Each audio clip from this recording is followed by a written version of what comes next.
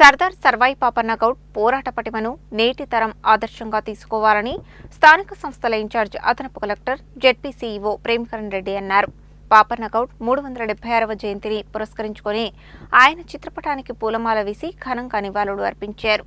సర్దార్ సర్వాయి పాపన్న గౌడ్ 376వ జయంతిని పురస్కరించుకొని మంగళవారం జిల్లా కలెక్టర్ కార్యాలయ సమావేశ మందిరంలో ఏర్పాటు చేసిన సర్దార్ సర్వాయి పాపన్న గౌడ్ చిత్రపటానికి ఆయన పూలమాల వేసి ఘనంగా నివాళులు అర్పించారు. ఈ సందర్భంగా ఆయన సర్దార్ సర్వాయి పాపన్న గౌడ్ ధైర్య సాహసాలను పోరాట పటిమను గుర్తు చేశారు. ఈ కార్యక్రమంలో జిల్లా బీసీ సంక్షేమ అధికారి సంజీవ, మిర్యాలగూడ సహాయ బీసీ వెల్ఫేర్ అధికారి, బీసీ నాయకులు చక్రహరి రామరాజు, జిల్లా గౌడ సంఘం అధ్యక్షులు నగరకంటి కాశయ్య, కొండ వెంకన్న, బీసీ సంఘాల ప్రతినిధులు తదితరులు సర్దార్ సర్వాయి పాపన్న గౌడ్ చిత్రపటానికి పూలమాల వేసి నివాళులు అర్పించారు. అడుగు బలహీన వర్గాల నుంచి పీడిత తాడిత వర్గం నుంచి అంటే ఎవరైతే ఇబ్బందులు పడ్డారో వాళ్ళే తిరుగుబాటు చేస్తే ఏ రకమైనది జరుగుతుందని తెలంగాణలో ఈరోజు చూపించడం కాదు, 375 ఏళ్ల కిందనే పుట్టిన వ్యక్తి మనకు 300 ఏళ్ల కిందనే చూపించాడు. ఎవరికన్నా తెలుసా? చరిత్రలో చాలామందికి చరిత్ర చదువుకున్న వాళ్ళకి కూడా తెలియదు. 7 నెలలు గోల్కొండ కోటని ఆయన నౌబలను దించి ఆయన పరిపాలించారు. దురదృష్టం ఏంటంటే మన లోకల్ వ్యక్తుల గురించి చరిత్ర పుస్తకాలు చాలా తక్కువ రాశారు, రాయనివ్వలేదు. మరి ఎవరో పరాయి పాలన గురించి చాలా గొప్పగా చెప్తున్నారు.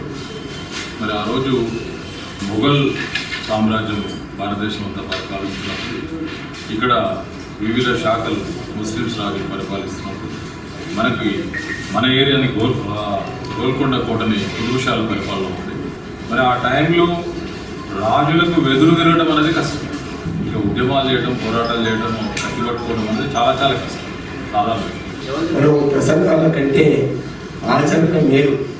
మరి సర్కార సమాజంలో ఒక రాజయ్య అంటే ఎట్టి పరిస్థితుల్లో రాజయ్యడు, ఏ పరిస్థితుల్లో రాజయ్యడో మనం అర్థం చేసుకోవాలి.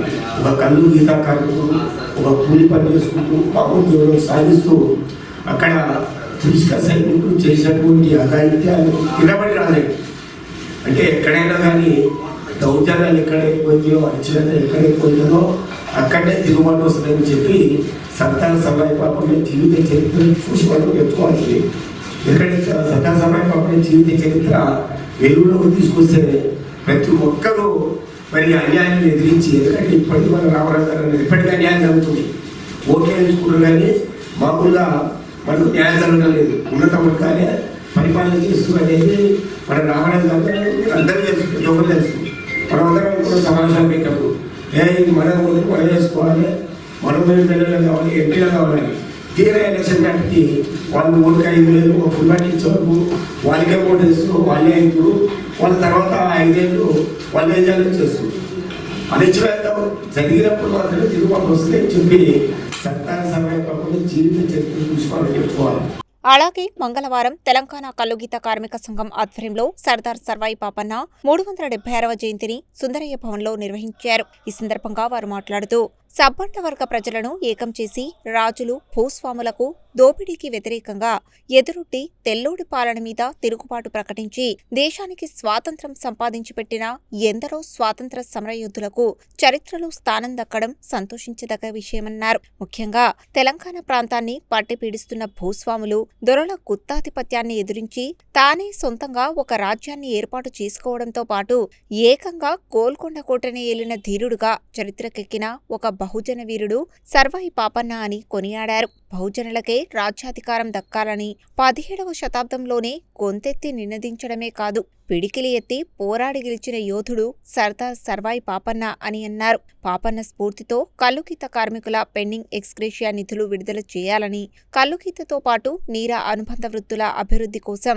ప్రభుత్వాలు నిధులు కేటాయింపజేయడం కోసం ప్రజా పోరాటాలు నిర్వహించాలని పిలుపునిచ్చారు. ఈ కార్యక్రమంలో తెలంగాణ కల్లుగీత కార్మిక సంఘం మాజీ రాష్ట్ర కమిటీ సభ్యులు దండెంపల్లి సత్తయ్య, జిల్లా అధ్యక్షులు కొండ వెంకన్న, తెలంగాణ కల్లుగీత కార్మిక సంఘం జిల్లా సీనియర్ నాయకులు వేములకొండ పుల్లయ్య, హాలియా అధ్యక్షులు నర్సింగ్ సైదులు, కార్యదర్శి కాట్నం పరమేష్, ఉపాధ్యక్షులు కాసాని సత్తయ్య, పొడిశెట్టి వీరయ్య, తండు శివశంకర్, దేవరకొండ లింగమయ్య, గుండు శ్రీను, కట్నం నవీన్, కప్పల వెంకటేశ్వర్లు తదితరులు పాల్గొన్నారు. ఈరోజు సర్దార్ సర్వాయి పాపన్న 1650లో పుట్టి 2026 వరకు ఆయన జయంతి జరుపుకోవడం జరిగింది. 376వది ఘనంగా ఈరోజు సిపిఎం ఆఫీస్ కాడ జరుపుకోవడం జరిగింది. ఇదే విధంగా సర్దార్ సర్వాయి పాపన్న అంటే ఒక చక్రపతి శివాజీ ఎంతో తెలంగాణ సర్దార్ సర్వాయి పాపన్న అట్లాంటి వ్యక్తికి ఈరోజు గవర్నమెంట్లు మారుతున్నాయి, కానీ సర్దార్ సర్వాయి పాపన్న విగ్రహం పెట్టాలని గత ప్రభుత్వంలో కూడా ఎన్నోసారి వినతిపత్రం ఇచ్చినాం. ఇప్పటికి కూడా అది అమల్లోకి రాలేదు. సర్దార్ సర్వాయి పాపన్న వ్యక్తి ఒక గౌడుకొక్కరికి పనిచేసిన వ్యక్తి కాదు. ఒక 12 కులాలను కలుపుకొని 12 మందితో సైన్యం ఏర్పరిచేది. ఈరోజు 12,000 మంది సైన్యంగా తయారు చేసి విప్లవ వీరుడు అయిన సర్దార్ సర్వాయి పాపన్నకు ఈరోజు ఆయనకు జయంతి శుభాకాంక్షలు తెలియజేస్తూ ప్రభుత్వాలకు మేము హెచ్చరించేది ఒకటే, గతంలో పెండింగ్ ఉన్న ఎస్కిరేస తక్షణమే ఇవ్వాలి. ఇప్పుడు ఇస్తున్న పింఛన్లు కూడా ఎలాంటి షరతు లేకుండా 4,000 రూపాయలు గీతా కార్మికులకు ఇవ్వాలని కూడా ప్రత్యేకంగా డిమాండ్ చేస్తూ ఉంది ఈ కల్లు గీత కార్మిక సంఘం. ఈ డిమాండ్లు చేయకపోతే మాత్రం తక్షణమే సర్పంచులు కానీ ఎంపీటీసీలు కానీ ఇక్కడ ఉన్న మంత్రులు కూడా ముట్టడిస్తామని రేపు ఆగస్టు 31 వరకు పొడిగించారు కాబట్టి ఇప్పుడు తక్షణమే ఇవ్వాలని కూడా కోరుతా ఉన్నాం. కల్లు గీత కార్మిక సంఘం నల్గొండ జిల్లా కమిటీ ఆధ్వర్యంలో ఈరోజు సర్దార్ పాపన్న 376వ జయంతిని ఘనంగా నిర్వహించడం జరిగింది. తెలంగాణ బహుజన యుద్ధ వీరుడు, రాజులకు జాగీర్దారులకు వ్యతిరేకంగా, భూస్వాములకు వ్యతిరేకంగా సైన్యాన్ని 12 మందితో స్టార్ట్ చేసి 12,000 మంది వరకు తీసుకొచ్చి పెద్ద ఎత్తున అన్ని వర్గాలను కలుపుకొని ఈ రాజులకు వ్యతిరేకంగా పోరాడినటువంటి యుద్ధ వీరుడు. ఆ పోరాట స్ఫూర్తిని, వారి యొక్క పట్టుదలను నేడు ఈ కల్లుగీత కార్మికులు అందరూ కూడా ప్రభుత్వాలు అవలంబిస్తున్న విధానాల మీద, కల్లుగీత కార్మికులు ఎదుర్కొంటున్న సమస్యల మీద యుద్ధాన్ని ప్రకటించాల్సిన అవసరం ఉంది. పెండింగ్ ఎక్స్గ్రేషియాలు వెంటనే చెల్లించాలి. కల్లుగీత కార్మికుల సంబంధించినటువంటి పెన్షన్ కూడా విడుదల చేయాలని చెప్పేసి ఈ సందర్భంగా ప్రభుత్వాన్ని డిమాండ్ చేస్తూ ఉన్నాం. సర్దార్ పాపన్న జయంతి సందర్భంగా తెలంగాణ కల్లుగీత కార్మిక జిల్లా కమిటీ తరఫున శుభాకాంక్షలు తెలుపుతాం. అట్లాగనే మరి ఈ నెల 2వ తారీఖు నుంచి తెలంగాణ కల్లుగీత కార్మిక సమస్యలపై మరి అనేక పోరాటాలు, అనేక విజయాలను కూడా మరి పాపన్న సాధించినటువంటి బడుగు బలహీన వర్గాల కోసం అనేక పోరాటాలు చేసి మరి ఒక స్మృతిని గోల్కొండనే పాలించినటువంటి సర్దార్ పాపన్న జయంతి సందర్భంగా మరి నిర్వహించుకున్న సందర్భం. అట్లానే ఈరోజు పాలక ప్రభుత్వం మరి బీసీ కార్పొరేషన్ నుంచి ఆర్టీసీ బస్సులు కూడా 2 పెడతాం, నల్గొండ జిల్లాకు 2 పెడతాం, మిర్యాలు కూడా 1 పెడతామని చెప్పారు. మరి వివిధ గ్రామాల నుంచి గీత కార్మికులు వచ్చారు. వారు ఇప్పుడు మరి బస్సు లేదంటే వాళ్ళకే గీత కార్మికులు సొసైటీ అధ్యక్షులు, వివిధ మండల బాధ్యులు ఇబ్బంది పడతా ఉన్న తరుణం ఇది. అందుకే పాలక ప్రభుత్వం ఇటువంటి గీత కార్మికులపై చవితల్లి ప్రేమ ఒలకపోస్తూ ఉంది. ఇది సరైనది కాదనేది పాలక ప్రభుత్వానికి హెచ్చరిస్తూ ఉన్నాం.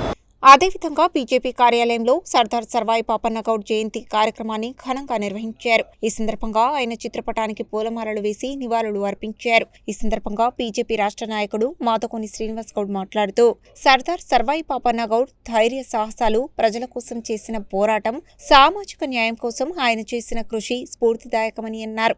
ఆయన ఆశయాలను నేటి యువత ఆదర్శంగా తీసుకోవాలని పిలుపునిచ్చారు. ఈ కార్యక్రమంలో బీజేపీ కిసాన్ మోర్చా జాతీయ కార్యవర్గ సభ్యులు కోలి మధుసూదన్ రెడ్డి, హైదరాబాద్ సెంట్రల్ జిల్లా ఇన్ఛార్జి వీరెల్లి చంద్రశేఖర్, బీజేపీ జిల్లా ప్రధాన కార్యదర్శి పోతెపాక లింగస్వామి, నాయకులు బీబంగి జగ్జీవన్, పిండి పాపిరెడ్డి, గుండా నవీన్ రెడ్డి, అక్కనపల్లి బలరాం, చింత ముత్యాలరావు, రావెళ్ల కాశమ్మ, మిరియాల వెంకటేశం, పోకల దశరథ, యానాల కరుణాకర్ రెడ్డి, ఈశ్వర్, భిక్షం తదితరులు పాల్గొన్నారు. ఈరోజు సర్దార్ సర్వాయి పాపన్న 376వ జయంతి సందర్భంగా భారతీయ జనతా పార్టీ కార్యాలయంలో వారికి నివాళులు అర్పించడం జరిగింది. మరి తెలంగాణలో యొక్క చరిత్రలో చిరస్థాయిగా నిలిచిపోయేటువంటి పేరు సర్దార్ సర్వాయి పాపన్న గారిది. మరి మన తెలంగాణలో గోల్కొండ కోటను వెళ్ళినటువంటి నాయకుడు. అదేవిధంగా యొక్క జనగామ దగ్గర ఉన్నటువంటి సర్వాయిపేటలో జన్మించి మరి హుస్నాబాదు అక్కడ ఉన్నటువంటి అనేక కోటల్ని జయించి మరి యొక్క దేశంలో మొదటి బహుజన నాయకుడు ఎవరైనా ఉన్నారంటే అది సర్దార్ సర్వాయి పాపన్న గారే. మరి ఆనాడు మొఘలులకు వ్యతిరేకంగా ఎన్నో యుద్ధాలు చేసి మరి ఈ విధంగా జయించి ఒక రాజులా మరి వేలినటువంటి మహాన్ వీరుడు, యోధుడు. ఆనాడు శివాజీ గారి తర్వాత ఈ దేశంలో ఉన్నటువంటి ఒక బలమైనటువంటి యోధుడు, మరి బహుజన నాయకుడు. కాబట్టి వారిని యొక్క స్ఫూర్తిగా తీసుకొని ఈరోజు ప్రజలందరూ కూడా మరి ఈ యొక్క దేశం కోసం, ఈ దేశ రక్షణ కోసం పాటుపడాలి.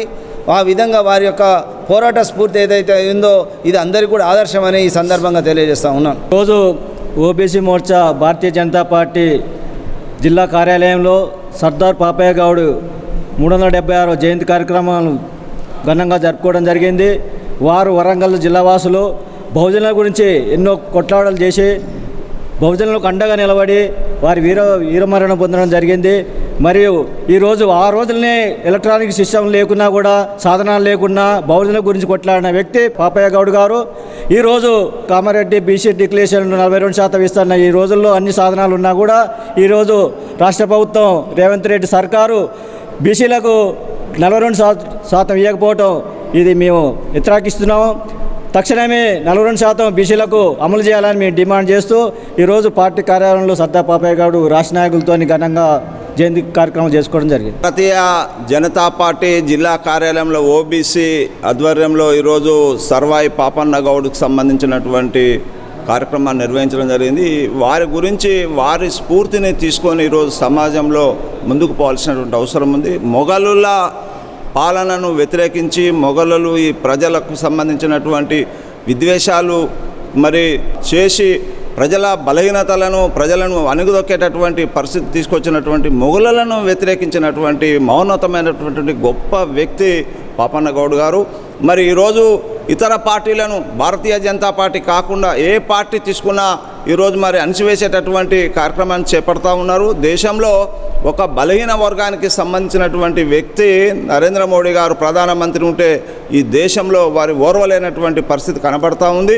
మరి వీరు ఆ రోజు జరిగినటువంటి మొఘలులు ఎవరైతే ఉన్నారో ఈ దేశాన్ని ఇబ్బంది పెడతా ఉన్నారు, ప్రజలను ఇబ్బంది పెడతా ఉన్నారు, అభివృద్ధికి లేకుండా చేస్తూ ఉన్నారు అనేటటువంటి సామాజిక రుగ్మతలను మరి వ్యతిరేకించి మనమంతా ఒకటనేటటువంటి ఏకతాటిపై తీసుకొచ్చినటువంటి మౌనతమైనటువంటి వ్యక్తి మరి సర్వాయి పాపన్న గౌడ్ గారు. వీరు ఎవరికి వ్యతిరేకంగా పనిచేశారు? మొఘలులకు సంబంధించి. మరి ఈరోజు కాంగ్రెస్ పార్టీ మొఘలులు చాలా మంచిగా పనిచేశారని చెప్తా ఉన్నారు. మరి ఎందుకు ఈ విధంగా చెప్తా ఉన్నారు? ఈ దేశాన్ని సర్వనాశనం చేసినటువంటి మొఘలులు మరి మొఘలులు ఎట్లా పెద్దవారో మరి ఎట్లా మంచివారో మరి కాంగ్రెస్ పార్టీ సమాధానం చెప్పాల్సిన అవసరం ఉంది. ఇప్పటికైనా దేశంలో పాపన్న గౌడ్ను వారు చేసిన ఏవైతే కార్యక్రమాలను అవి స్ఫూర్తి తీసుకొని ముందుకు పోవాలని చెప్పేసి ఈ సందర్భంగా అందరికీ విజ్ఞప్తి చేస్తూ ఉన్నాను.